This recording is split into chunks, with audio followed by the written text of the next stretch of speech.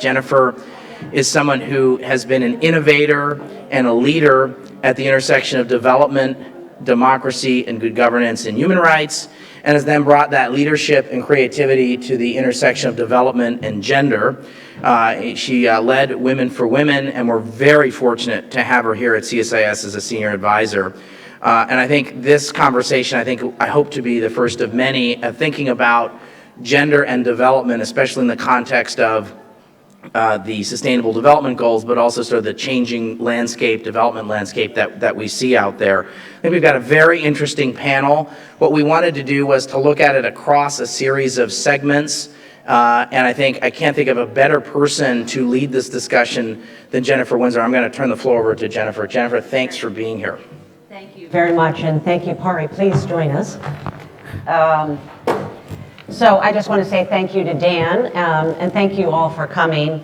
I've had the real good fortune to have seen Dan in action in many different incarnations, whether it was at USAID, World Bank, and now here at CSIS. And Dan is quite unique in his ability to combine creativity, energy, enthusiasm, intellect, and an entrepreneurial spirit, which is sometimes missing in kind of staid Washington. So your generous support and belief in this event and your commitment to find ways to elevate the discussions about gender and development at CSIS is really very much appreciated. Thank you for your leadership. So we are really, really fortunate to have such an amazing group of panelists with us today.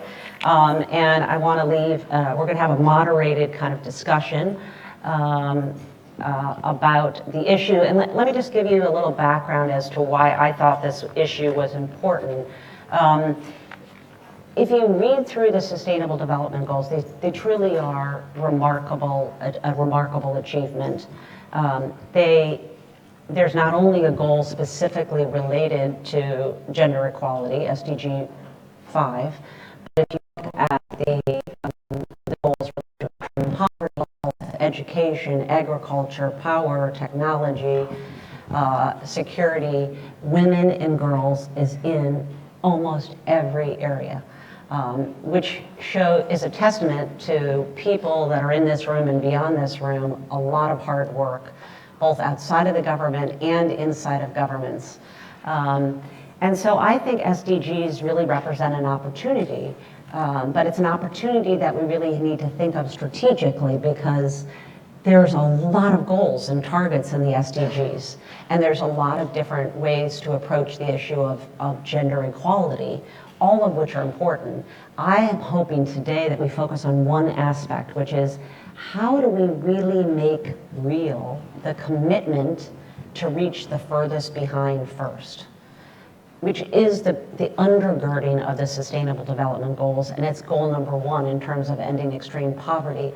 How do we make that real in terms of the women that are most in need and the hardest to reach? And those, in that case, and from my time at Women for Women, I really became convinced that it's the poorest women in conflict-affected countries that we need to really focus on to make sure that they don't slip through the cracks just because they're hard to reach.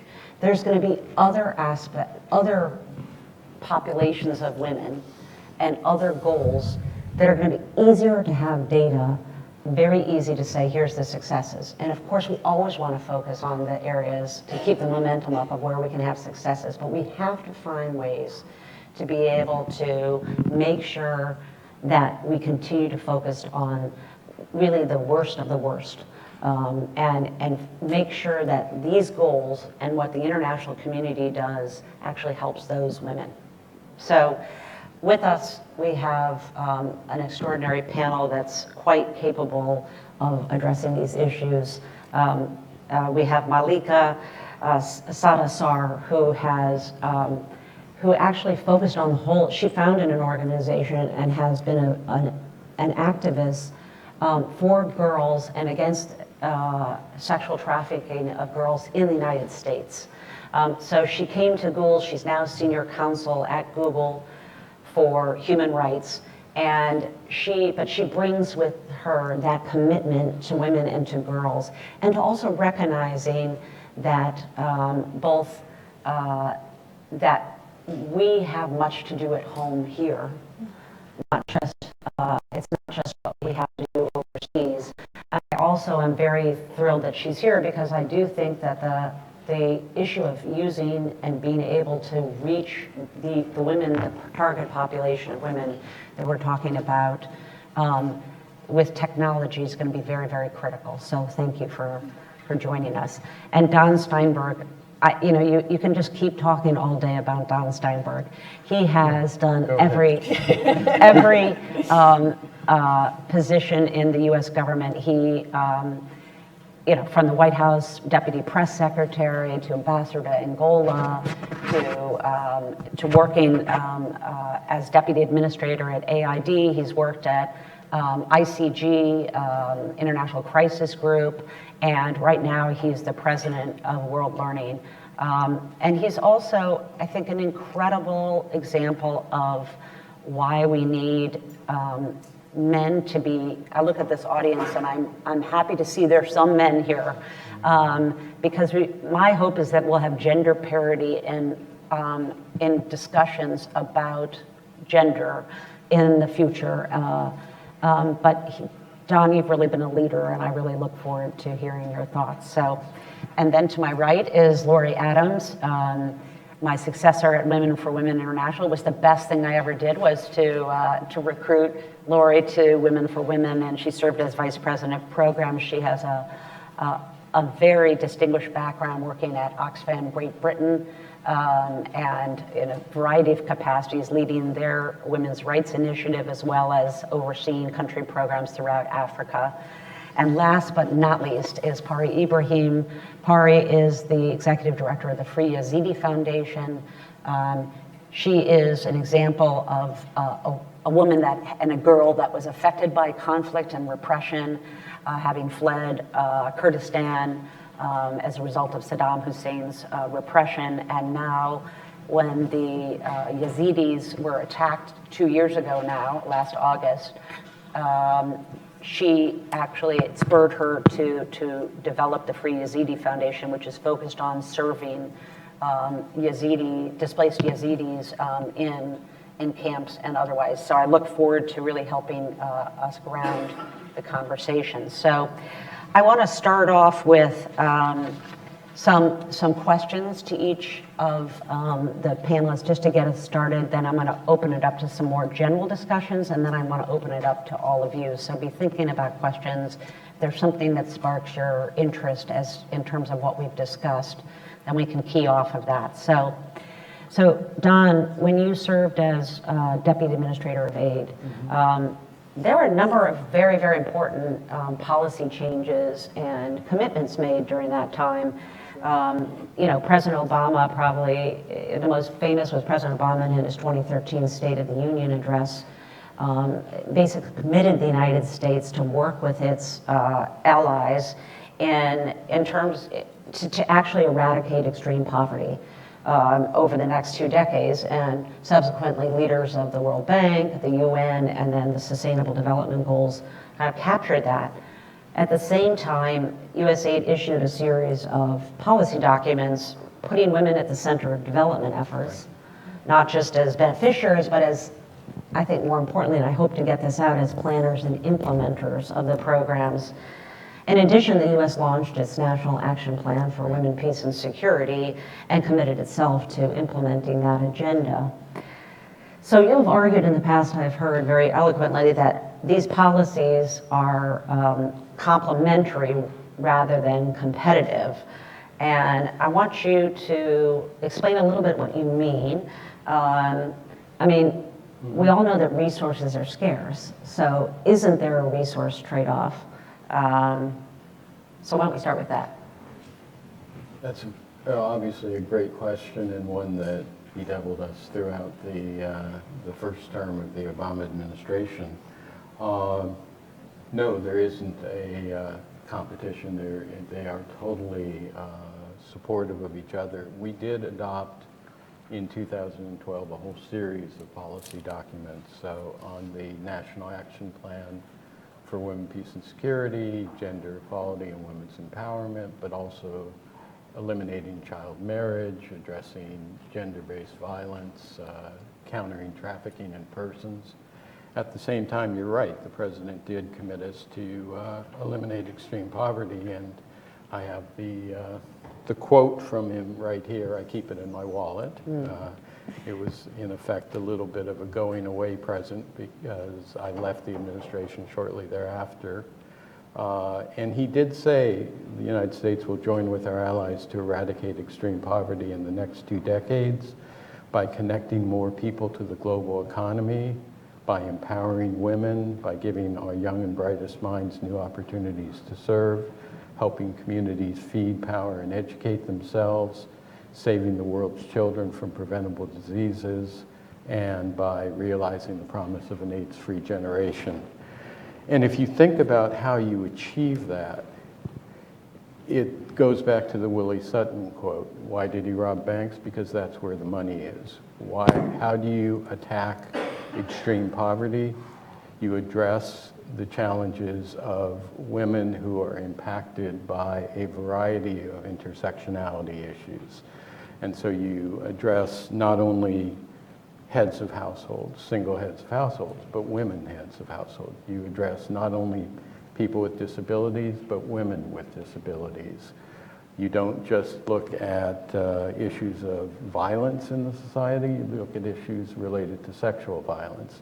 And as you start adding racial minorities, indigenous populations, et cetera, that's 70% of the poor around the world. And so you go after those challenges directly, and you address them through the same sorts of programs that you would implement to address the challenges in any sector. We were talking previously about a continuum here, and we tend to focus on protection of women in these vulnerable situations, displaced women, women in refugee camps. At the same point, the opportunity to do girls' education gives you a very special insight into how to address extreme poverty. The opportunity to do reproductive health care, not just general health care. The opportunity to promote women's participation in the political life of a country. Those are the direct means of attacking these challenges. And the same programs that you would use to attack generalized poverty are the programs that you would use to address those challenges. Mm-hmm. And these policies, as we all know, take an enormous amount of work from those, especially those inside the government, as a government survivor, myself. I was afraid you were going to say victim. No. They take an enormous amount of work, and it also takes a lot of work and energy from the outside community. But as you know, since I was started in AID in the early 90s, I can count the number of really beautifully written policies that have been put in place. Are the policies that have been put in place, how do we make sure they're translated into practice? Have they been translated into practice? So at AID, the idea was always that the process of putting together the policy was an educational process where you went out and you got data, where you brought outsiders into the organization to educate ourselves as to the reality, where you trained individuals so that you had, in effect, a head start on implementing the policy once it began, because you had so many people who were connected and who were invested in that policy. The other thing we did was to make sure that the policy was integrated into the general philosophy of the organization. And so we were talking about this before. We had a 4-pillar approach at AID, where not only did you implement specific policies and programs, in this case on women's empowerment and gender equality, but you also mainstreamed and integrated those programs into the broader agenda. You insisted that AID serve as a thought and an action leader publicly, so you made a variety of public commitments. And perhaps most importantly, you ensured that your agency walked the walk in-house. And so we were conscious on creating a safe space to talk about issues of sexism and issues of the intersectionality between sexism and race, sexism and homophobia, sexism and any other quality there. And so you created that safe space so that people felt this was an environment where you could indeed walk the walk. Mm-hmm.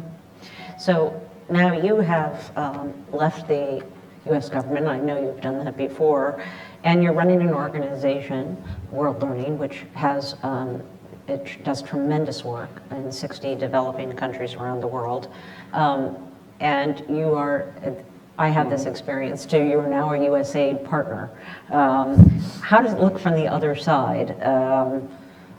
Is the U.S. government a good partner? And what do you see as the role of groups like World Learning in actually advancing the goals of the sustainable, of the SDGs? So AID is a good partner. We work with them. We're training 90,000 teachers in Pakistan to build an education system that's open to girls, that's liberal, that can compete with the madrasas. We're doing STEM education for young Egyptian girls who are working with crowdsourcing and data paloozas and hackathons and 3D printers and really driving the agenda in technology in the Middle East. We're working in Kosovo to bring gender into their higher education system. And in each of these cases, we're supported by AID. They are a good partner. There is, however, the challenge always, and it's twofold. One is branding. Every organization needs to be perceived as having its own brand out there, and there is a tendency for USAID to say, you are simply the implementer of this program. And so that partnership challenge is there. But secondly, this is a challenge that I know Susan Markham, as the coordinator at AID for gender, faces. The projects are generally run by bureaus where gender is a secondary issue. And so if you're being told, you know, build X amount of schools or train X amount of teachers, and you come back and say, but we want to make sure that they're gender sensitive and that the facilities allow women to access and at all, they will say, well, yeah, that's great, but build those schools. And so ensuring that there are resources to address those challenges, and this is something we face right across the board. We face it in disability rights, for example. They will say build 100 schools, and you'll say, well, we want those schools to be accessible. And they'll come back and say, well, you didn't meet the requirements of the bid, we'll go with someone else. So it is a challenge to identify those resources. We'll circle back to that. Those are issues that are quite close to my heart. And when I left USAID to go to Freedom House, I had very similar, like, wow, the world looks very, very different when you're in the U.S. government and you actually have to deal with the U.S. government on the other side. Not that they're not great people in the U.S. government, but there are different contradictory strands within the U.S. government that are competing constantly with one another. So, you know, Lori, I want to turn to you. I know you came to Women for Women from a very distinguished career because you believe that the model that they have developed is effective and that you wanted to see it grow. Can you tell, for those people that don't know a lot about Women for Women, can you tell us a little bit about that model and the lessons you think Women for Women's experiences what lessons are relevant for the SDGs? Thank you very much, Jennifer. Well, the answer to that question goes back to your original question that you posed at the beginning, which is how can we in this conversation get at the heart of how we leave no one behind? So if we all recognize that if we're going to eradicate extreme poverty by 2030, which thank God we've committed to, including gender equality, which is a huge step up from the MDGs to the SDGs, where we're most at risk is in the 1 in 4 citizens who live in fragile states. And in those countries that don't have the kind of governments that can provide social protection for the poorest, how do you reach the under-resourced women that Women for Women works with, which are, for example, Women for Women works with women who 40% of which have no formal education whatsoever. In Afghanistan, that goes up to 89%. So we're talking about women who don't have access to education, who many of whom are not literate. So how do you reach those who are affected by conflict, many of whom have experienced violence, who are subject to extreme social norm discrimination? How do you reach those women? And I think it's a combination of, first of all, we do have to have peace. And the review of 1325 showed that when women are at the peace table, peace agreements sustain longer. Now, if you look at where Women for Women works, Afghanistan, DRC, South Sudan, we used to say we worked in post-conflict areas. We can't even say that anymore because the conflict resurges and comes back. So now we say we work in conflict-affected areas. So we have to have sustainable peace. And we know that one of the ways to get sustainable peace is to have women leaders at the peace table. So one of the things that Women for Women works on is ensuring that women, even the poorest women, have leadership capacity. So through our one-year program, which we measure at the baseline and then a year out and 2 years out, we see a ×3 increase in the number of women who are going for leadership positions. So women's leadership at the table, women, peace, and security is one part of it. Another one that we were speaking at earlier this morning is you have to address the informal economy, not just the formal economy. So it's fantastic that we have started to bring business more to the table. We're working on value chains, getting women more integrated. But the majority of women in the world work in agriculture or artisanal in informal ways, the majority of poor women. We're not going to reach them through great work with value chains. We have to also work on the informal economy, and we have to recognize the critical issue of unpaid care. So again, that's the intersection that Women for Women works at. Setting up cooperatives, setting up micro-enterprises, allowing women to have multiple sources of income through a variety of sources from where they're at. We do obviously try to also get them formal employment, but we recognize that the majority is in informal.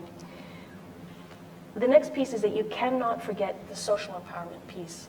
So understanding rights, having access to rights, changing social norms, being able to be at the table decision-making in the family home. So what you see in what we learned from the microcredit and microlending is one of the problems sometimes is you bring more money in, but if you have no say over how it gets spent, then that doesn't necessarily achieve the outcomes you want. So it's very, very important and expensive, by the way. Something that is not always brought into the, like you said, it doesn't come into the funding mechanisms to set up, do the deep social work to help people change the way they think, to understand their rights and have the courage, because quite frankly, it's dangerous to go out there and fight around changing people's deeply held beliefs that are around power. And then another piece of that, linked to that, is civic action. And that goes to your question about accountability. So how do we hold governments accountable to SDGs? I know this is something Pari will speak about, but if we aren't funding grassroots CSOs to be able to speak their needs, to be able to organize, to be able to hold governments to account, we won't ever see that change. So Women for Women sees a huge uptake in the number of women who go out and organize with other women. And so it's that bringing together of civic action, social empowerment, economic empowerment, that the Women for Women model does, which brought me there, but which I also think is a solution to this question of how do you leave no one behind. Now, Women for Women is a tiny organization. We have no ambition to reach, unfortunately, the hundreds of millions of women who need this kind of approach. So it is that partnership. How do we work with larger actors such as government? I'm very excited that we received a FLOW grant from the Dutch government and now are hopefully on the verge of achieving another partnership which will allow us to have advocacy coordinators in each of the countries and also take up more policy advocacy and practice influencing. We don't want to be a huge advocate here in DC, but to share our experience with others and to innovate more. Technology in Africa in particular, we've seen in Africa and Asia, has the huge potential to leapfrog some of the issues. So in Africa you see women, well, everybody has, where there were no telephones, you didn't even need to put in the infrastructure, you go straight to mobile. And mobile is accessed more than computers, right? So you get to smartphones, and then the incredible potential of smartphones to serve as business tools for the women that we work with. So that partnership that we were talking about, bringing technology, development, and gender together to do human rights work. We've talked about Harass Map in Egypt, where women are able to push a button on their phone and it gets logged when they're being harassed. Human rights work that's done so well in Nigeria where we work, where there's accountability of the state using this kind of technology, access to health information, marketing. So the partnership and the technology are two things that I think may be able to help us go to that jargon we all love now, but it's important. How do we go to scale? How do we take the 500,000 women that Women for Women has been able to work with and really take that to much larger numbers? Great. So Malika, I want to just turn this back to you because the issue of technology came up, and I was very, very happy to see that in SDG 5 there's a specific shout out about the importance of enabling technology, both in information and communication, that promotes women and girls. And the issue of connectivity is something that Google has committed itself to. Do you want to talk a little bit about that and also what you see as the obstacles? Because a lot of times in the tech world, women aren't, like they're not in the peace tables. They're not necessarily there in the tech world. And so there's all these platforms and tools, but they're not necessarily designed for women by women. How do we deal with that? So two questions. So a lot there. Yeah. And isn't it fascinating that when we did the MDGs, there's no mention, right, of a digital economy. Right. And now in the SDGs, that's the first time that we see the imprint and the reality of the digital economy. So I think that's just a fascinating marker for us to understand how quickly we are moving around technology and the potential and power that technology represents for women and girls from the place of development. But I just want to back up a little bit so I can more fully answer your question. So I'm a human rights lawyer. I did not become a human rights lawyer to work for Google. I bring with me a long history of working on gender-based violence in this country, and really also looking at the intersection between gender-based violence and racial justice. And one of the things you get told as a human rights lawyer is that it's all about documentation and bearing witness, right? So one of the great human rights lawyers in this country, Brian Stevenson, has talked about how do we end mass incarceration? We bear witness to the costs of mass incarceration. And that really resonates for me in terms of being a human rights lawyer and thinking about what it means to understand human rights violations. So tech is new and powerful to me around this space, right? Because I'm coming to believe that when we look at any human rights violation, right, any rape, any act of assault, any genocide, any war crime, what allows those incidents, those acts of brutality to happen and thrive is isolation and invisibility. And tech offers an opportunity to surmount, to challenge, to interrogate that silence, that isolation, that invisibility. We are living in a moment where, because of these mobile devices, we can bear witness to a human rights violation and then have access to these global platforms. And the best way to understand this, right, is what's happening in our own country around the conversation of police misconduct. This 5 years ago was a conversation that really only happened in Black and brown communities.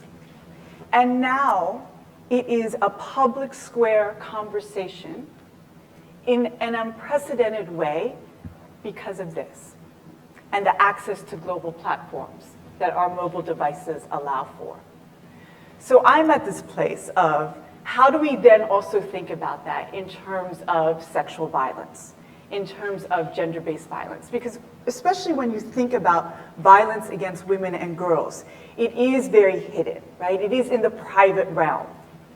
But the opportunity for tech, for those mobile devices, to break the isolation, the hiddenness, the invisibility, and have a conversation, a discourse, and a challenge to the way that women and girls live here and globally, I think is powerful. I think is a moment that pushes us, certainly at Google, to recognize that when we talk about the next billion, it has to be from a gendered place.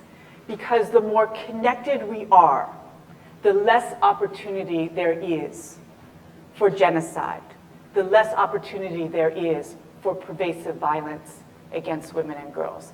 And so at Google, when we talk about the idea of emerging markets, of the next billion, for me, it has been very critical to talk about that in terms of what are the implications for women and girls, and what are the implications for women and girls from a human rights perspective. Excellent. So I want to key off of that, Pari. Your group works with women survivors of war and victims of sexual conflict. I'd like to hear from you a little bit about, and ending violence against women is a specific priority that's called out in SDG 5. Can you tell us a little bit about your efforts on the ground in the Kurdistan region of Iraq to help survivors overcome the trauma that they have experienced? And so that's number one. And two is the really critical issue, and it circles back to the human rights issue of holding perpetrators accountable. Yeah. So I started after the ISIS attacks in 2014 with the Free Yazidi Foundation.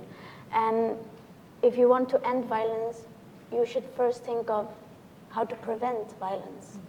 And we all know that when this happened to the Yazidis, they started killing, it was a genocide. They started killing the men, taking the women and girls and selling them as sex slaves on markets in Syria and in Iraq.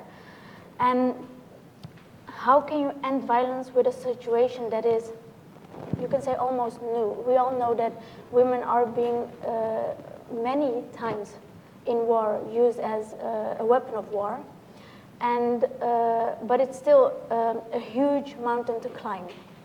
And for now and in the future, we as a small organization, the world has many, many issues.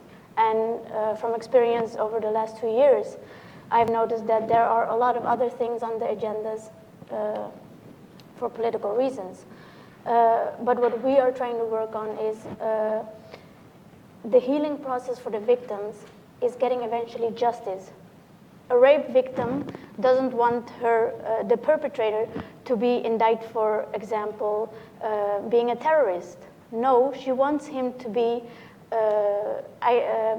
in jail for raping her or committing genocide against her and her family or committing crimes against humanity. And this is what the Free Yazidi Foundation is now currently working on. We submitted a report to the International Criminal Court.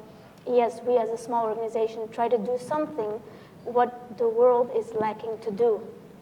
And besides that, we also are starting now a pilot to make a database to match ISIS perpetrators with the testimonies of victims, with, you were talking about tech, with social media accounts, because Twitter and Facebook have just unbelievable, but they allowed ISIS to show their propaganda, show how they are raping women and girls, selling women and girls as young as 8 and above.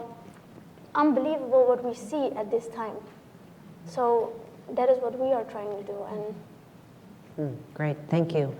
So as we talked about the SDGs and the commitments made by the international community, I wonder what you think of those commitments based on your experience with the international community in terms of their response to the Yazidi crisis. I mean, what are the lessons? What are the, what are the positives, and what are the things that you think the international community could have done better? Yeah, so we all know that after the World War II and after Rwanda, and we always say and we always sign these agreements that this will never happen again, a genocide against people. And then we are seeing that we are failing to protect the people. And we all know that when these global goals were made, civil society organizations were involved, and they had a voice in saying what was important to them, because it's eventually the civil society organizations on the ground who have the biggest impact. We are there when it first happens. We are the ones who are trying to raise their voice at the beginning. When we are talking about the Yazidis in August 3rd, 2014, I was looking online if I could find anything about the Yazidi genocide that was happening. Well, more than 21 men of my family have been killed. More than 19 girls have been kidnapped. I did not see anything on the news.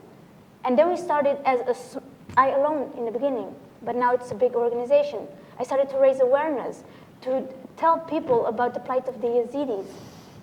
And I think we have a long, long way to go, because what I have noticed in these 2 years is that small civil society organizations that are just starting, and they don't have a lot of voice in these big organizations at the parliament or governments. It is so difficult for us to get a little bit of funding, because what do we need? Oh yeah, we need someone who writes a grant, because this person has to fill out all the papers. And even after a grant, if we get, and we do get grants, after that we have to fill in out all the papers and register and this and that. It takes so much of your time. Mm-hmm. In the beginning, when I first started, Gucci saw a video of mine and they said, okay, we will give you $120,000 unrestricted funding if you do the due diligence. We said, but we don't have a track record of many, many years, and you want this? And they said, well, this time not, just show us what you have. And we got $120,000. This way we could start our organization, and we showed a lot. We did advocacy, justice. We started centers inside the camps in Kurdistan, and we bring post-trauma experts to Kurdistan because mental health care is unknown. And now we get funding from UN, but also Women for Women. They see and they partnered with us for 1 year, for at least probably also 3 years. So they see the impact that, as she said before, these civil society organizations who are working on the ground have a big impact, and they can change lives, because we will stay there. Yes, this happened now. It was an attack against the Yazidis. But we will see in the future, if something else happens in Africa, for example, everyone will go to Africa, and then the Yazidis are still there. So we have to try to think of rebuilding the community and strengthening them for the future. Especially women and girls at this moment, they are vulnerable. And we need to help them in the Middle East, because it's a man world. Mm-hmm. Well stated. Mm. I want to delve a little bit more into really drawing on everyone's experience, but what are some of the challenges of reaching of the women and girls? I mean, I think you stated so well, Pari and Lori, that there's so many things that can attract attention, and I think we sometimes go for the easy wins. The places where we can actually show immediate impact, mm-hmm. because there's such a pressure when you have resources to show an immediate impact. And yet, immediate impact may not be possible with, when you're talking about a Yazidi refugee who was a victim of sexual violence, was victim of child marriage and cast out or rescued, or a woman in DRC, or South Sudan or Afghanistan. I mean, these women, they're difficult to reach, and their path is not, one program is not going to immediately change their lives. How do you have the patience, really, and to reach the one by one, whether it's 500,000 that Women for Women has reached over 20 years? That's nothing. I mean, right? When I was at Women for Women, they kept on saying, bring it to scale, bring it to scale. It's actually, but to be able to have the kind of tailored programs that are effective to reach really the really most damaged and vulnerable and difficult to reach members. How do we kind of balance that? Don, do you want to jump in? Yeah, I do, because it goes back to what I was talking about before with specific programs targeting women and recognizing that mainstreaming and integrating may in fact be the best way to address that challenge. And so at AID, I think people are aware that in I think it was 2011, we instituted a requirement that every project have a gender impact statement, and that you needed time-bound, measurable goals related to women with accountability provisions, feedback loops, applying those tough metrics. And I remember literally the first project that came in talking about the need to do that was a project for a bridge that was being built. And my people swear to me that this is true, that the gender impact statement said 50% of the people using this bridge are women. Okay. The second project that came in was about a dam that was being built. And it basically said half of the water, half of the electricity, et cetera. And then we blew our tops. And we went out and we said, okay, so you are about to displace tens of thousands of people in that community. What is that going to do to the gender relationships? You're probably going to hire thousands of men to physically build that dam. What does that do to the labor market?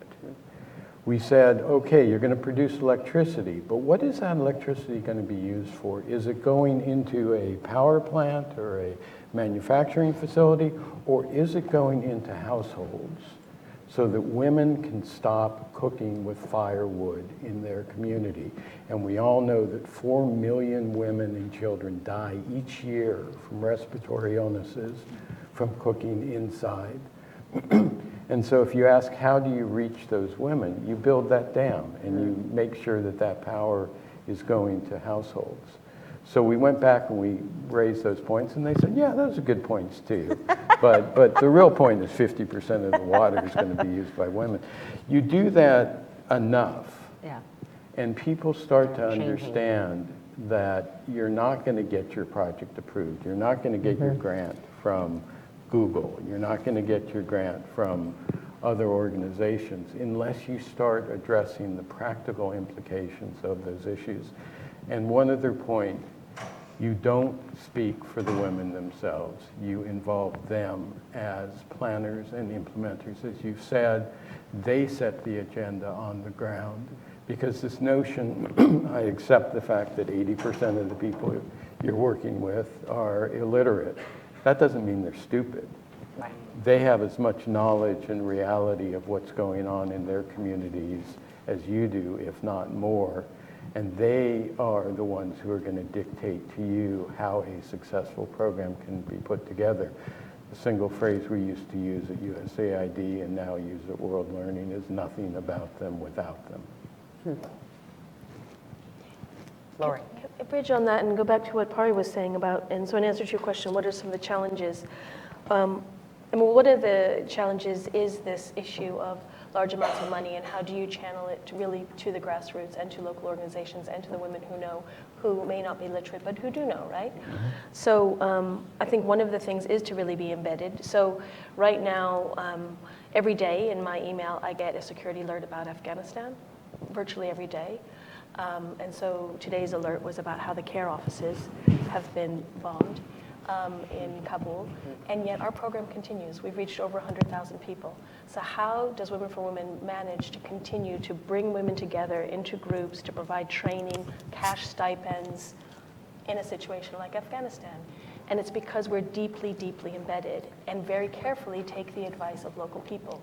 So in Afghanistan, rather than going to community centers like we do with the Free Yazidi Foundation in northern Iraq, the women gather in homes.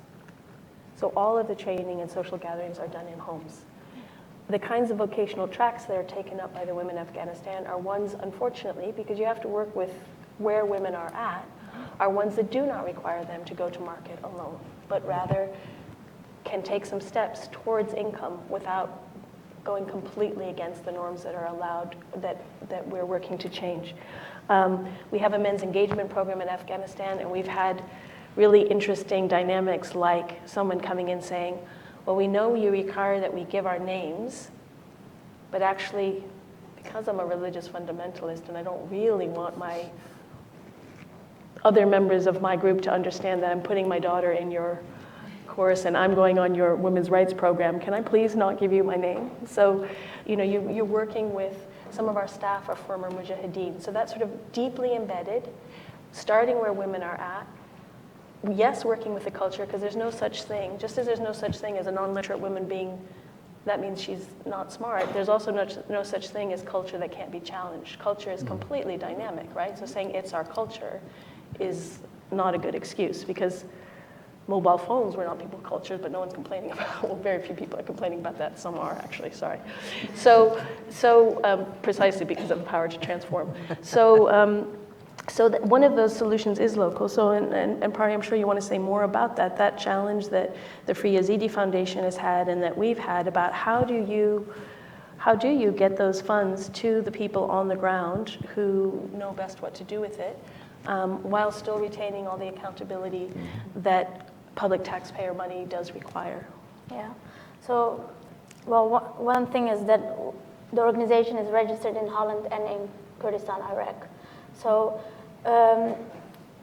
everything what we do is visible, but still it is just very, very difficult as a Yazidi-led organization, because we are there for the Yazidis, because we would not exist if the attacks would never happen. And this is so difficult to get out there in the world, because everywhere where we go, they say, no, but you have to, as an organization, if you want funding from us, you have to take care of all the people, like all the refugees. Of course, I understand that the Syrians have suffered a lot, the Christians have suffered a lot, but the Yazidis were the people who suffered a genocide. And I think that after the World War II, you would not say to an organization that was set up to help the Jewish people to help the whole German community because they suffered from the war. The whole world had suffered from the war.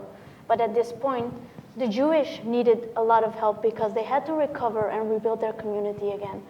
So I think it is the most difficult thing I've ever done in my life is asking for funding. It is not an easy job, especially because I am just a law student at the University of Amsterdam. I quit my job when I started this, and I just wanted to help my people. And then you roll in a world that is so difficult to manage. I'm not a grant writer. I'm just, as I said, a human being who wants to help. But if you want to achieve the goals that you set up, then you have to help civil society a little bit to keep on moving. And I'm grateful for Gucci. I'm grateful for Women for Women to help us and take the first step up the mountain that is so big. If I could just add, because I think it's important to talk about the promise of tech and human rights, and also the challenge, right?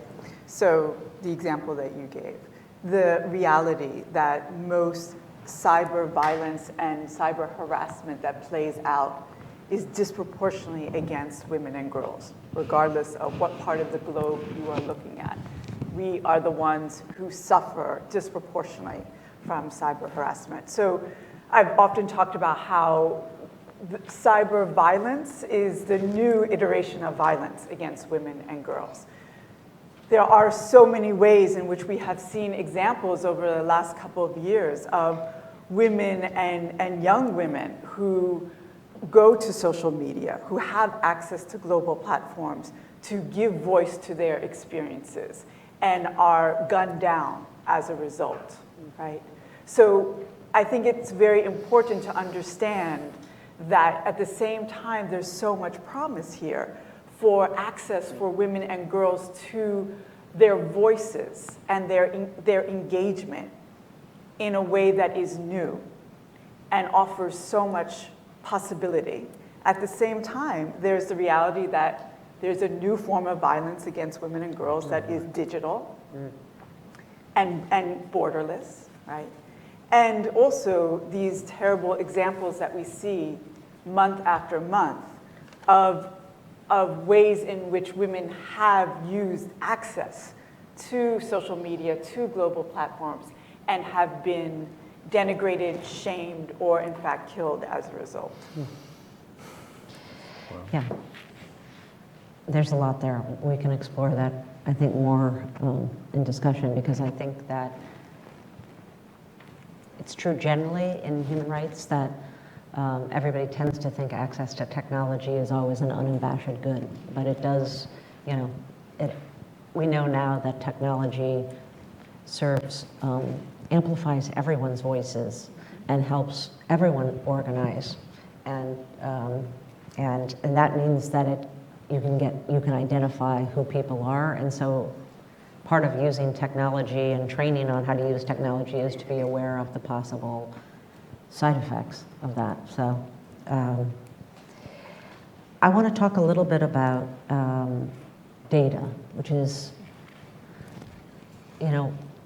data is something that makes everybody's eyes glaze over, but when I was at Georgetown, and one of the impetuses behind the creation of the Institute for Women, Peace, and Security at Georgetown, which I helped to design and helped to run until Ambassador Mavir took over, it was trying to sort of close this data gap, because people just asserted that, well, women and girls matter, and we had some anecdotes which were very powerful. But we all know that when you talk about bringing things to scale, when you talk about actually trying to generate resources, when you really want to try to get to the people that aren't in this room and that are in the security area or the hard diplomacy area, they want to see, or the economic area, business area, they want to see evidence that this an approach that includes women and girls actually makes a difference, makes financial sense, is worth expending, our scarce resources on. I'm wondering if any of you would like to sort of take up the data question, both the challenges, the opportunities, new initiatives. Yeah. So I'd like to do the opportunities, and I frequently am asked to come to speak to the United Nations peacekeeping forces, and I speak to commanders of people who are going out to the field, police commissioners, etc., and they're almost all men. And I'm asked to come in and talk to them about the importance of gender and the importance of a genderized approach to what they're going to be doing on the ground. And we talk a lot about, who has access to information on the ground. It's women in the marketplace who know where the next attack is going to take place. You talk to them about, is your demobilization program working? The real question is, are women being beaten in villages when the demobilized soldiers come back, etc.? And I try 4 different approaches to get these people to focus on the issues. I first start from a human rights standpoint, and I say women have rights under the Geneva Convention, they have rights in their own countries, etc. Eyes are glazed over. It's as if I'm talking from the moon. I then say, okay, well, let's try, it's part of your command structure from the standpoint of what your goals are. The UN Security Council has told you you have to implement 1325, you have to do 1887, 1888, you've got to involve women at the peace table, you've got to reach eyes stay glazed over. I then try, hey, these people could be your mother, your sister, your daughter, gender-based violence, lack of participation, et cetera. You start seeing a few inklings. And then you say, hey, let's take it from Mars as opposed to Venus.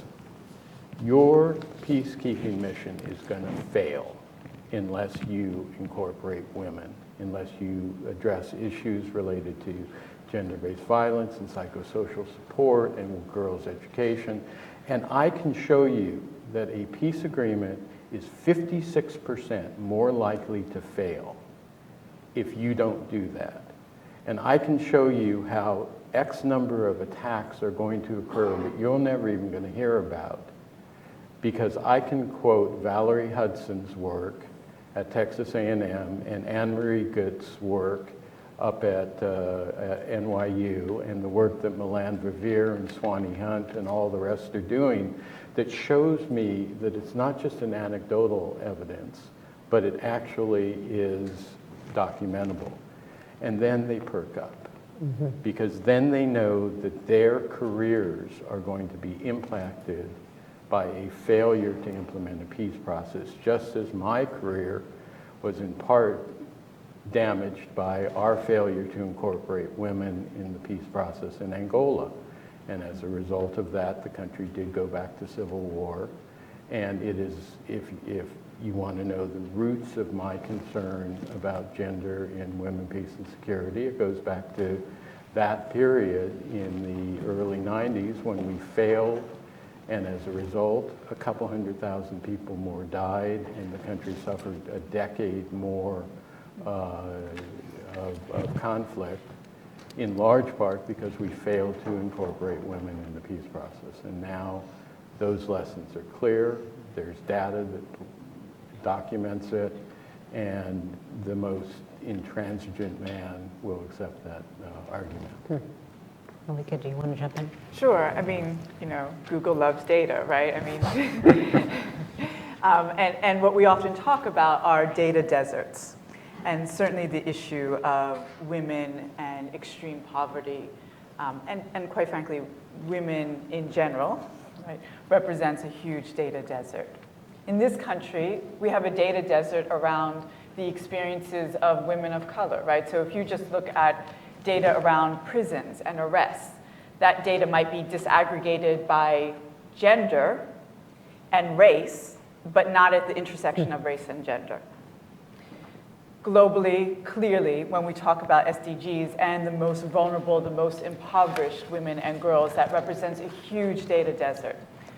I come at it from the perspective of where's the tech community in these conversations? So I think there's real opportunity for tech to be more of a partner in moving forward around SDGs, around our overall conversations of human rights and women and gender development. And I know that often when we talk about partnerships, it's, you know, the languaging is it's NGOs, it's civil society, it's government, it's the private sector.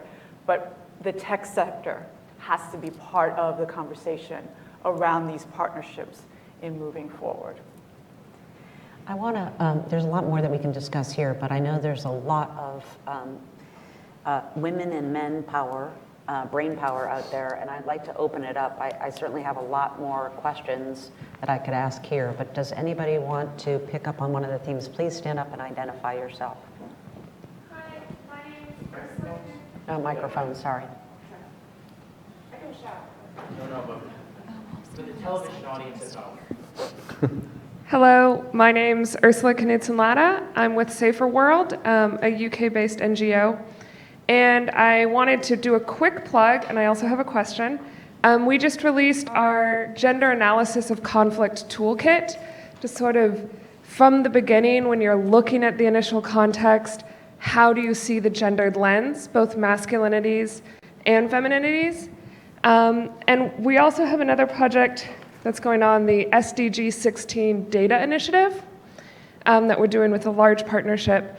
And one of our biggest areas is SDG 16 is about peace and security, and that's great. Peace doesn't happen without women. And we're missing a huge amount of data around the indicators. So we don't even have a baseline of where we're starting, and we're a year into Goal 16, well, all the goals. So I was just wondering if you guys had any thoughts around how to sort of build across the SDGs, not just in Goal 5, stronger data sets that are disaggregated by gender and race. Great. I want to just collect one more if somebody has. Yes, over there. Hi.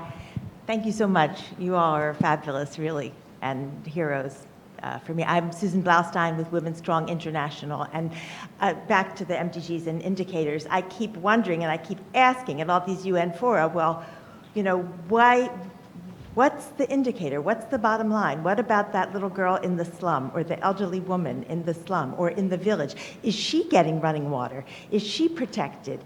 Does she have access to technology to to clean cook stoves, et cetera? And why isn't it, it's like blowing into the wind when you ask about these things. So I wanted to ask you how you feel about the indicators now that they're set for SDG 5 and 11, which is urban life, more than half the population, and what you think can be done, as Laurie said so importantly, to hold governments accountable. We saw them, you know, at the CSW, make those promises, president after prime minister.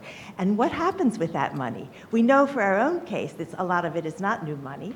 So where does the money go? How can we track it? And what is your expertise as far as the linkage then between achieving the SDGs and otherwise everything you've said?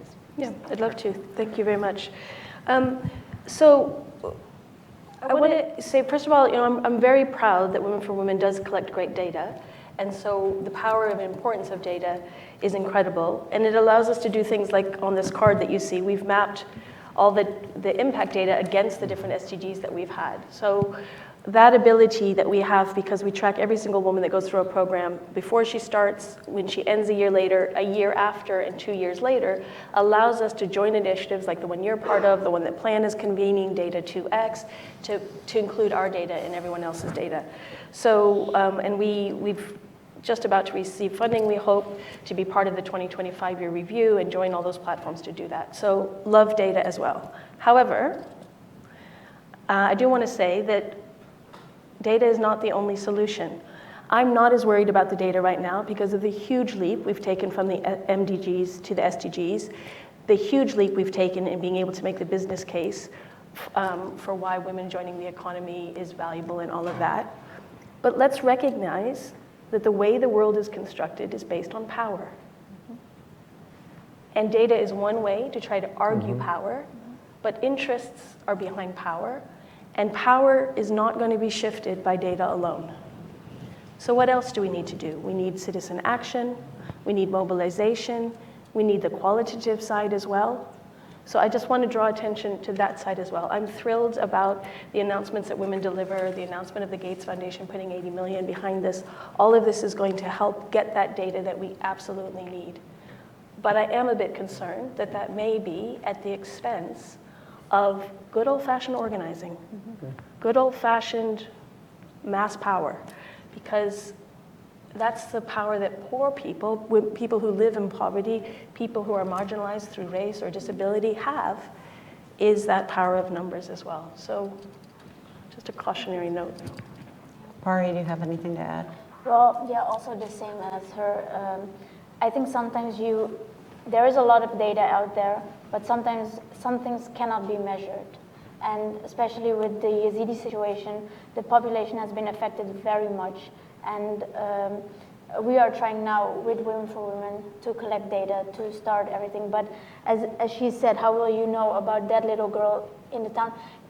Everyone in these high ranks is all talking, it is political, etc. And it is advocates like me who start from the bottom and try to reach the voices of the people on the ground. It is difficult, and I think in the future it will change because organizations like Women for Women are supporting advocates like me and others, and so voices are being heard, and I think we should not only focus on data. I think yeah, you can write numbers, etc., but there's much more when you are on the ground.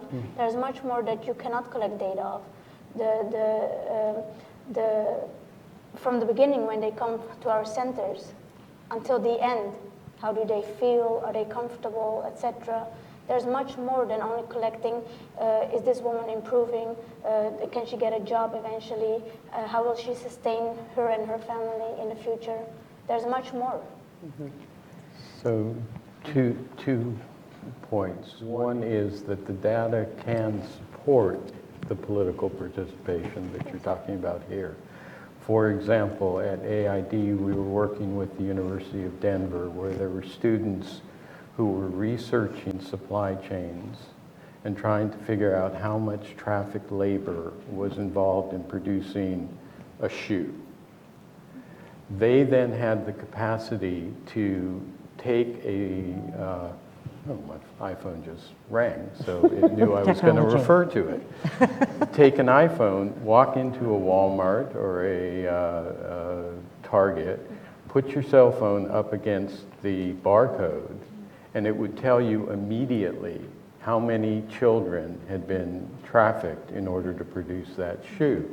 It then became possible for the average American citizen to say, I'm not going to buy that shoe, I'm going to buy that shoe, and to communicate that backwards. And there are lots of examples where you can do that. And so if you don't have the data, you don't get the political action that reflects. The second point I wanted to make is I get that there are a lot of things that you can't really measure, but we're able to measure a whole lot more now through very sophisticated techniques than we used to. At AID, there is something that was put into effect a few years ago called the Women's Agricultural Empowerment Index. And we put that into place in part because we wanted to know whether our interventions in agricultural sectors were actually empowering or disempowering women. Because there's this natural assumption that if you're improving agricultural yields or access to markets, et cetera, that somehow that would improve the status of women. And we weren't sure about that. And so what you do is instead of using traditional data, you go in to town hall meetings and you hear who is making points and is it a woman speaking, and then you track the extent to which people are actually listening to her. And you do a qualitative assessment, which then leads to quantitative values. And we ended up with some really counterintuitive results about agricultural projects in Central America that were actually disempowering women. And so I think we've moved to the point where we can not only measure things that we previously couldn't measure, didn't know how to do it, but also then apply our programs in those directions. Malika?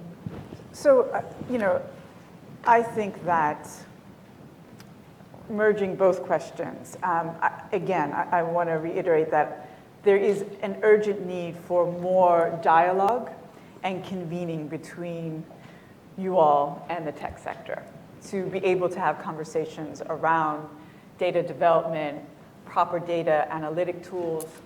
That has to happen. I think it just is not there enough, and that is some of the work to be done. I also hope that the engagement is not only around data, right, and data analytics, right?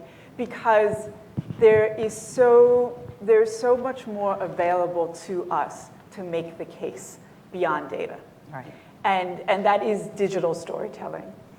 That is the experience of VR, of virtual reality. Because I sit also at the intersection of civil and human rights, I'm able to see what is happening and be part of what's happening around criminal justice reform here. And all the work is being done around proper data analytics, issues of racial bias and algorithms, right? How do we create proper measures of justice and justice reform? That's a huge part of the conversation. The other part of the conversation playing out with Google is using virtual reality to tell the experience of solitary confinement, where you put Google Cardboard to your face, and you look through the cardboard for a virtual experience as if you, in first person, are in solitary confinement. And it's connected to earbuds where you also hear the experience of solitary confinement. It is a full immersion, Wow. right? For 3 minutes. But it changes lawmakers' perspective on what does it mean to put a 16-year-old into solitary confinement. There are opportunities to use these tools in our space as well. What is the virtual reality that could be translated into any of the issues that we work on around gender-based violence and gender development? So I think that there is great opportunity to look at data and how data makes the case, and also other ways Technology. in which we can do this through tech. Excellent point. Other comments? Yes.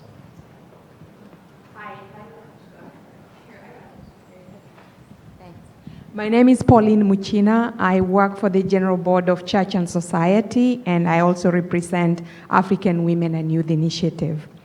Terrorism against women has been going on forever.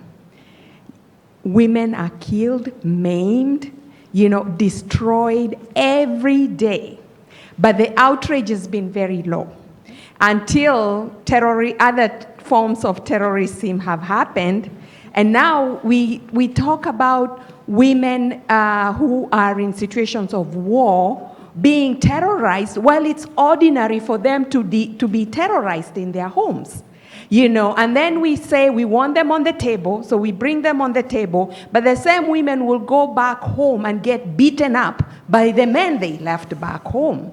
Then we don't have the mechanism even to implement those policies that have been made at the peacemaking tables. That's a really serious problem. The other thing that I'm asking is, what is different between these SDGs and all the other policies that have been made from time immemorial? There isn't any mechanism today to hold governments and civil society and everybody, especially the men in these societies, accountable. And it's not only in Kenya where I come from, but everywhere. Right now we have a presidential candidate who is known to dismiss women and to call them names and even to say things like she is not presidential. But she's not being held accountable. He's not being held accountable. When it comes to technology, I want to see something that is engaging men, on technology to stop gender-based violence and discrimination against women. Because women with mobile phones are being killed by men because the men are looking at their phones when they get home. So we've seen that in Kenya. It has happened. Women have been killed by their husbands because they were on their phone with someone the husband didn't know. So I want to see that technology also get to the point where we have implanted chips or whatever you want to call it as a warning signs when violence is about to happen. You can come up with that, and it can save lives. Thank you. Great. Thank you. Yes, up front. Good morning. Thank you for this wonderful discussion. I'm Barbara Simmons. I'm Dean of International Education at Tubman University in Liberia. To me, the central question is what you started off talking about, the challenge of how do you reach the women who are at the bottom. And while we work to change governments and corporations or whatever, is it possible that women's organizations themselves can make a commitment that they will ensure as they get funding that they involve women at the bottom, that in all of this data collection, that they help train women at the bottom to, at whatever level, that they can participate, because you hear of the millions of dollars that are being funded, and I would imagine that it's very little that's going to the women at the bottom. So how can women at least make that commitment and start to make a change and use technology in the process? Great. You want to try to take any aspect of those? Well, so one piece is that to your many powerful points, the point around let's create that app. So what I am interested in doing and have started to do at Google is to bring together human rights defenders with our products folks. Because we have brilliant people at Google who make brilliant products. And there is an opportunity for dialogue between what human rights defenders need to advance their work and what can be possible in product development.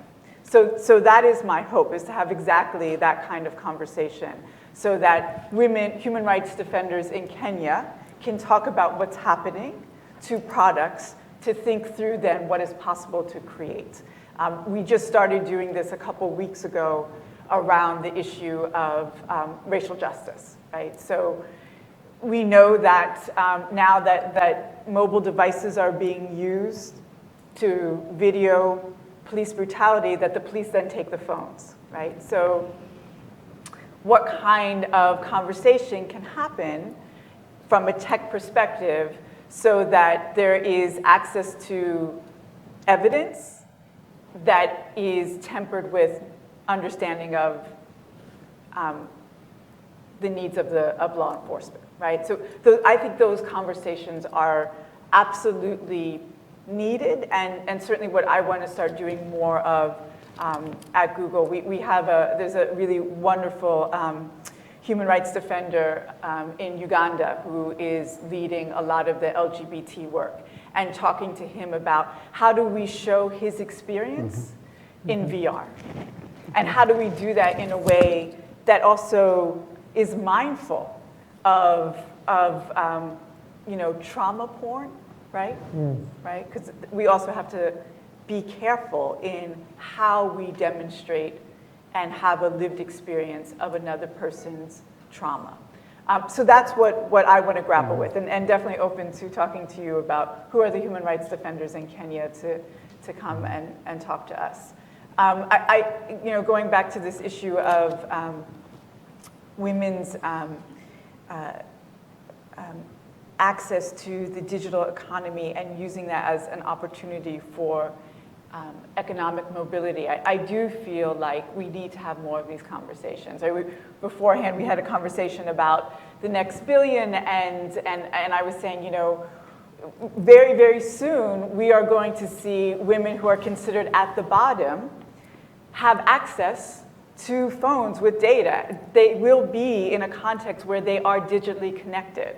So how do we think about that inevitability 5 years from now?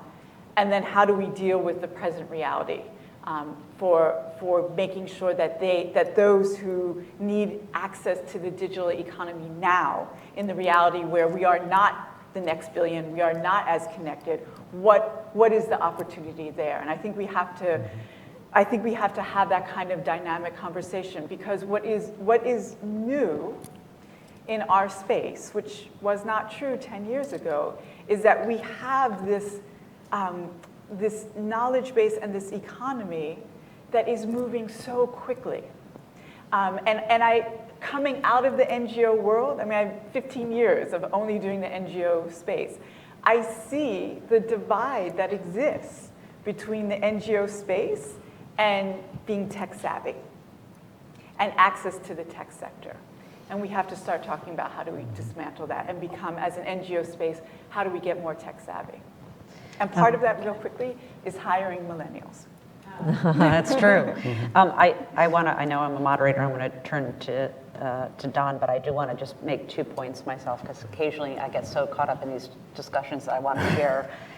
Just a note on trauma porn. I think about, maybe 9 months into when I took over as CEO of Women for Women, I got a call from a friend who was in the State Department up at the UN, and she said, I understand you're working with organizations that are working with Yazidi victims of violence. Could you identify one of them and bring them to New York, and we want them to be on a panel about sexual trafficking. And it was, and you know, one, we had just started working with PARI and others in Northern Rock. And two, the idea that you'd have to search out somebody who is a victim, transport them halfway across the world to New York to be part of a panel, was so, I mean, I understand why they wanted it, but it showed such total lack of knowledge of what it's like to actually be that Yazidi woman, and whether she was ready to talk to a bunch of people, frankly, a bunch of white international diplomats at the UN. I mean, you can imagine the nightmare potentially of that. So, I mean, the other thing I want to say, and again, I'm going to circle back to Don and Lori and others, is that what I think is different, I think the SDGs could be just another set of commitments, but I also think that the SDGs have a very, very mobilized set of communities around them that are very committed to holding governments accountable. I do think that the issue of the proliferation of, if you look at the SDGs and all the targets, they're like, what, 169 targets or something? That's a lot to keep track of. And so making sure that the conversation doesn't get sort of waylaid by those with the biggest voice, and making sure that that's part of the reason for this panel, is we've got to make a decision, and I want to think about that as we kind of come to the closing things of what are the biggest priorities that we all need to focus on, because there's so much that needs to be done, and there's so much in these SDGs. How do we prioritize our efforts to make sure that we don't, for the sake of trying to get progress on every single indicator, we don't get progress on the ones that we really need, that are elemental to everything. So Don, I'm sorry, I forgot that I was a moderator and not supposed to speak. No, that's the challenge of being as knowledgeable as you are and serving a particular role. I don't want to inject a false optimism into this conversation. But the reason that we've been able to talk about eliminating extreme poverty from the earth within 20 years is because we have a track record that's pretty impressive as a global community. We have moved 1 billion people across the poverty line in the last 2 decades. We have cut infant mortality rates in half around the world. There used to be, when I started in this game, 14 million children died around the world from preventable deaths. Today, the number is 6 million a year. It's still a ridiculous number in this modern world to have 6 million kids die from what are preventable illnesses. But it's been a tremendous increase. Girls' education all around the world, etc. We are on the cusp of something very, very special. And getting back to the point that was raised before, the key as we move ahead is implanting the toughest challenges for ourselves now. We have pockets out there, and the pockets are indeed in conflict situations. They are among women with disabilities. They are among indigenous women. They are racial and religious minorities who are women. And that's where we need to put our challenge as we move ahead. I also wanted to focus just for a second on the question about how do we, in effect, protect human rights defenders and women who are willing to step forward.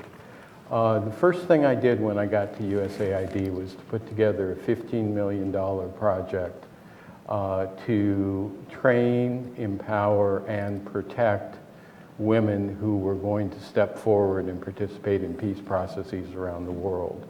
And I had the privilege of going out to a FAD university in Khartoum to announce this project. And it not only provided training for women who were knowledgeable on issues related to conflict resolution, but maybe not knowledgeable on the processes that they were about to enter. But it also provided stipends for them to have someone take care of their children while they were away, and it provided physical security for them. Because you are indeed right, the most dangerous profession in the world is a woman peace builder. And that was a really important step forward to include that security side. The other thing I wanted to mention is that, and this picks up on your point, Jennifer, when I was ambassador to Angola, middle of conflict situation, you would get women stepping forward publicly to call for girls' education, to call for an end to sexual violence, to call for a whole variety of things. And it was really brave of them to do that. And we used to call them up very quietly. And we used to say, do you want to come over, meet with the ambassador, have a picture taken? We will effectively wrap the American flag around you to provide you a sense of protection, or not. And in some cases they said yes, and we'd bring them in and we'd have great conversations and snap pictures and put them in the newspaper. And in some cases they would say, are you crazy? That's like putting a target on my back. Stay away. And I'm sure the person you're talking about in Uganda is Frank Mugisha, and he's the same person that we go to. And for example, when we are very active World Learning and promoting LGBT rights around the world, including in Uganda. And when the latest law was passed criminalizing LGBT status, not just activity, but status, we went to Frank and we said, what should we do? Should we pull out of Uganda? And he said no. He said, I want you to continue to try to push this agenda, and oh, by the way, if you pulled out and said it was because of the LGBT issue, everyone would scapegoat us. So please stay active and involved. And again, it's a question of listening to the voices of the people who have real skin in the game in these environments. Pari, do you want to say something? Or Lori? Well, only one part of what you said about bringing victims. It is very good that a victim can tell her story and that voices are being heard from the ground. But I think that a lot of governments make the mistake to only think about the picture.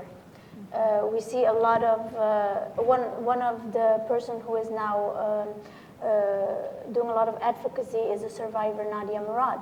She's doing very well, but it's so unfortunate that everyone takes a selfie, but when we ask for funding, and we did before, the reply is, you cannot get funding because you only focus on Yazidis.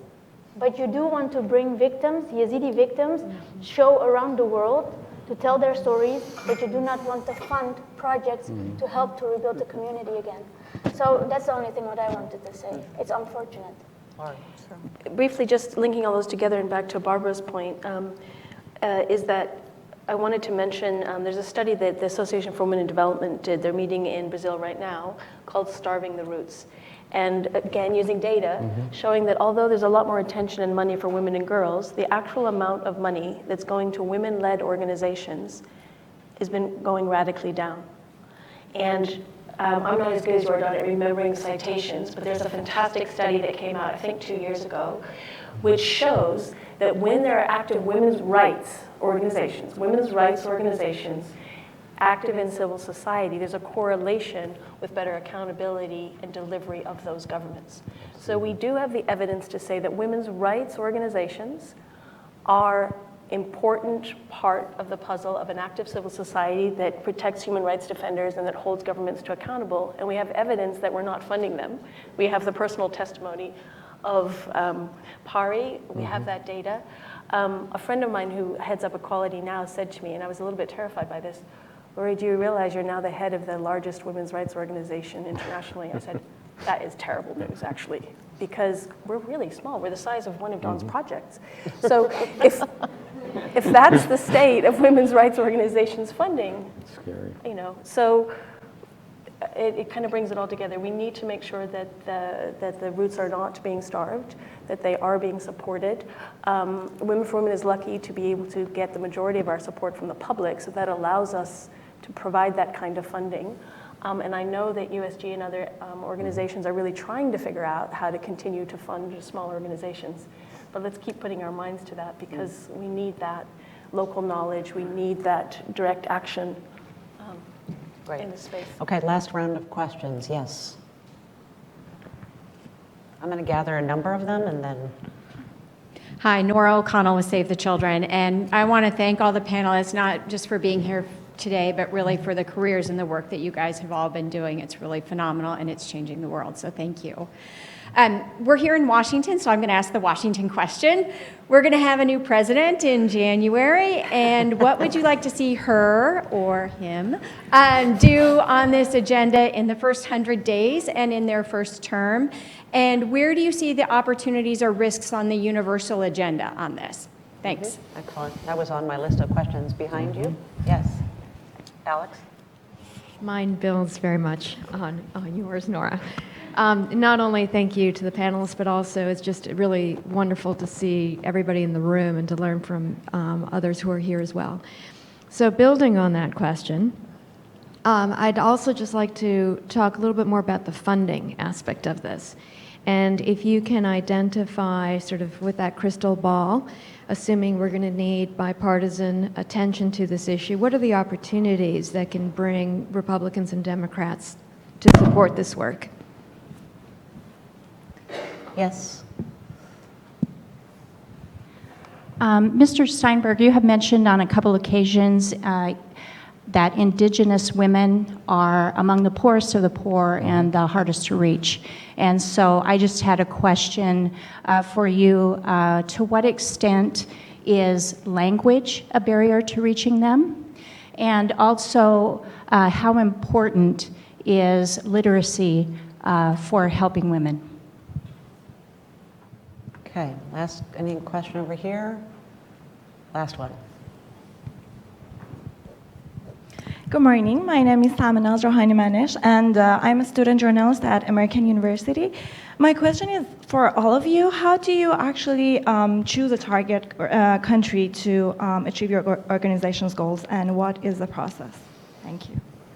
Great, thank you. Pari, why don't we start with you? Okay, should I start with her question? Well, I don't come from America, so it's easy for me to say something. But yeah, I would like to have a cup of tea with the next president to discuss the future of the Yazidis, because the Yazidis are a minority living in Iraq, have been persecuted for many years because of their religion. And one day there should be a solution to help people. If it is resettlement or staying in the country, there should be something done. Also, what I did not tell before, but there are still 3,200 women and girls in captivity. I mean, actually it's a shame for the whole international community that we allow this, because this is actually, we are allowing ISIS to do what they want to do, and it is impunity because victims do not get justice. So yeah, I would discuss this with her, but I know I was already in front of the White House and I did not see Obama, so I know this won't happen. Lori? Yeah, in response to the first two questions, I'm also new to DC, so I'll stay a little bit away from that. But Susan Markham was speaking earlier today, and a little bit about the current government's priorities, talking about the very importance of integration across different discipline silos and to be data-driven. And I think we'd like to see that continue, right? So we need that cross-divisional, cross-functional, cross-sector approach. And the data-driven can help with the Democrat and Republican question, right? Because if we make evidence-based policy and programs, given all the evidence that we do have, despite the data drought, we will continue to progress as we actually are. Susan also mentioned informal work, and I think that's a really, really important part. The new attention to unpaid care, unpaid work that the UN Women Report in 2015 highlighted is revolutionary. Is that a word I can use? It is really, really, really, really important.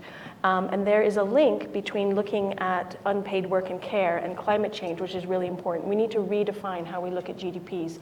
We need to look at the externalities when we're looking at our economic analysis. And so we have that powerful voice of an environmental movement with the women's movement to come together and change the way we think about ROI and cost-benefit analysis. So that's an important piece that I think the US government can do something about. But I think the thing that I would like to see more attention to, even beyond what we've currently been able to achieve is this issue of the most marginalized women. Because yes, it's important for women who have had an education to get into the labor force, but there hasn't been as much attention to the population that we serve, which is the women who don't even have a primary school education, the women who go back home and experience violence in their homes. And it's the toughest area, but I'm convinced that if we put the attention on it, we can make more progress than we are now. I thought you might have something to add, particularly about the issue of the importance of literacy in reaching and helping women, poor women. I know that Women for Women has a lot of experience with many of the women that you work with are illiterate.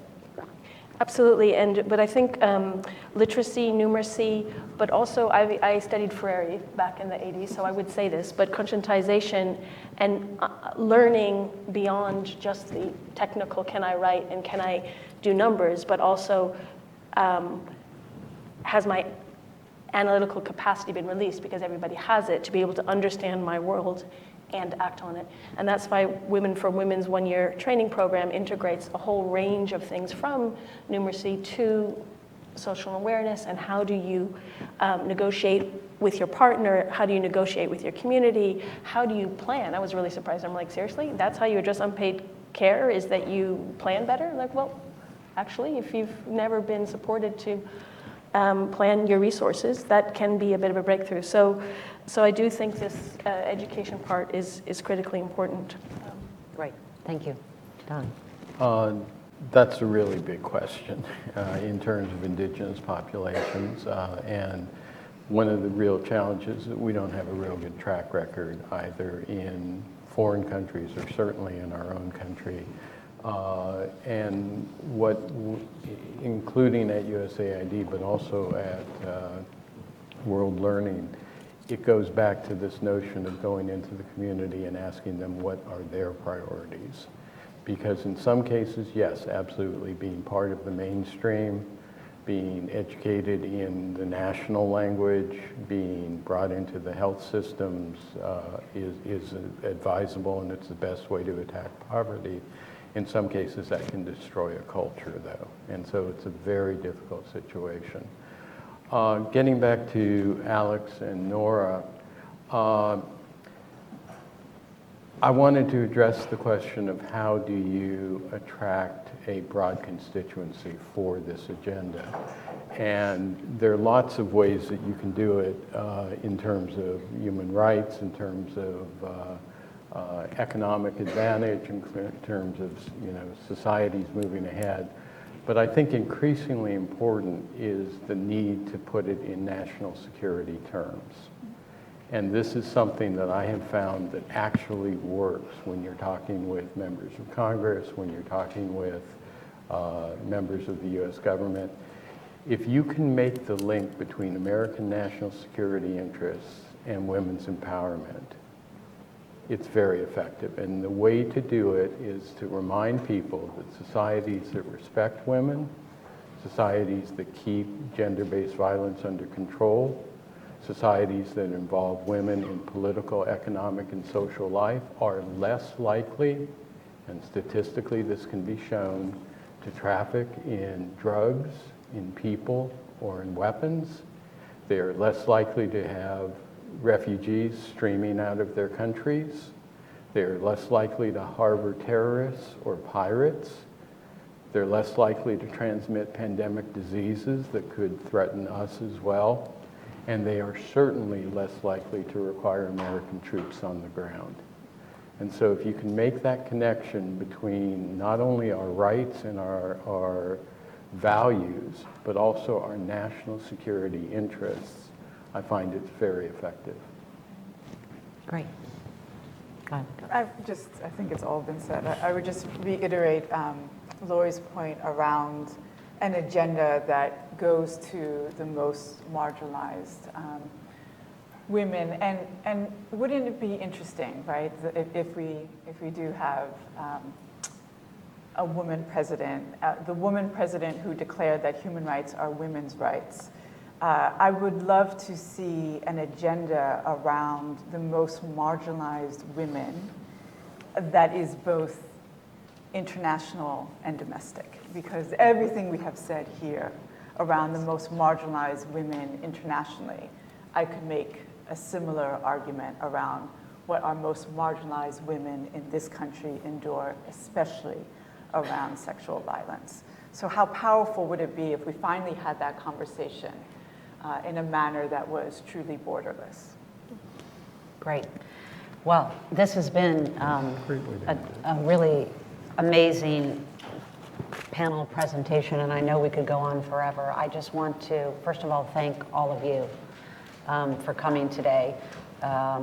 We did this relatively early, post-Labor Day, wondering if people were going to be ready to come, and you came and you were engaged. So, and I want to say thank you to Dan Rundy, to Helen Moser, to Erin Neeler, who helped put this panel together. And I want to thank and ask all of you to join me in thanking our tremendous panelists here. Thank you.